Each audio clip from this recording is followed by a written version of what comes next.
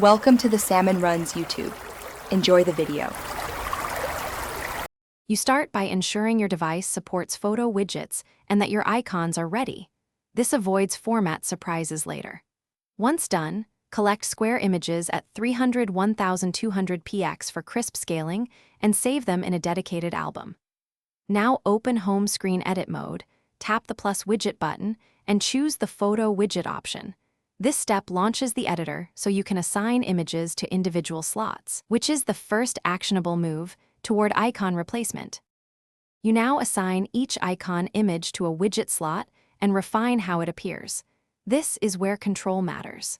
Choose the widget size that matches your layout, then tap each slot to pick an image from your album and use the crop tool to center the most important part.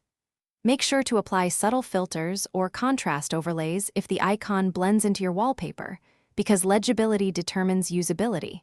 Finally, preview the arrangement before committing changes, so spacing and scale read. You finish by locking the layout and exiting edit mode, which saves your new icon widgets in place. Do a quick round of taps to confirm each icon launches the intended app. Once satisfied, move or group widgets into folders as needed for workflow.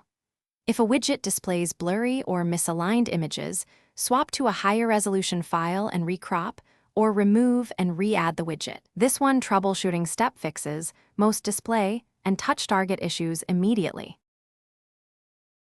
Thanks for watching. Consider subscribing if we helped you.